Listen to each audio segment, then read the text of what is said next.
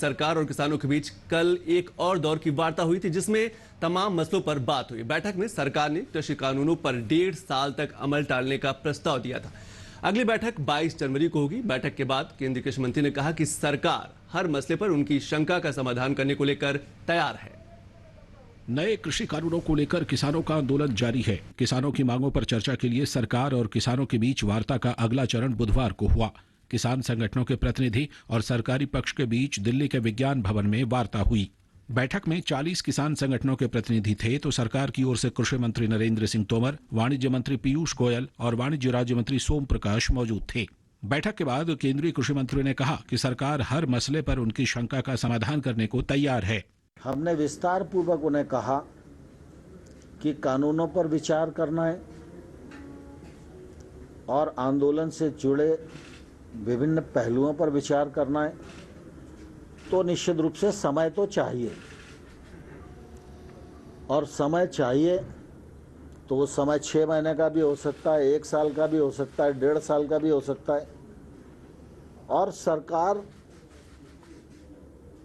1-1.5 साल तक भी कानून के क्रियान्वयन को स्थगित करने के लिए सहमत है।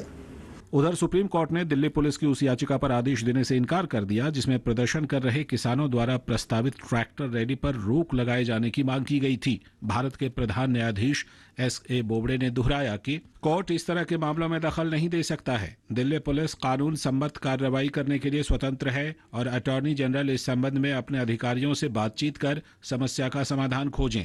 हालांकि कोर्ट ने किसानों के वकीलों से कहा कि हम आपसे शांति की अपेक्षा रखते हैं। इस बीच सुप्रीम कोर्ट ने एक नई याचिका पर मामले के सभी पक्षकारों को नोटिस जारी किया है। एक संगठन किसान महापंचायत की याचिका में सुप्रीम कोर्ट द्वारा नियुक्त समिति में अन्य सदस्यों को शामिल करने की मांग की गई है।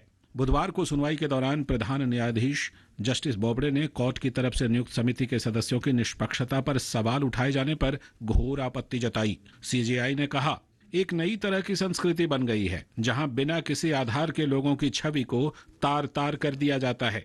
समिति की निष्पक्षता पर सवाल उठाना कोर्ट पर सवाल उठाने जैसा है। सुप्रीम कोर्ट ने समिति को फैसला लेने का अधिकार नहीं दिया है, इसलिए उनकी ओर से किसी भी पक्ष के प्रति दुराग्रह का सवाल ही पैदा नहीं होता है। जस्टिस बोबड़े ने यह भी कहा कि लोकतंत्र में सिर्फ कानून को वापस लेने का ही एकमात्र विकल्प नहीं है। अदालत के पास भी कानून को रद्द करने के अधिकार हैं।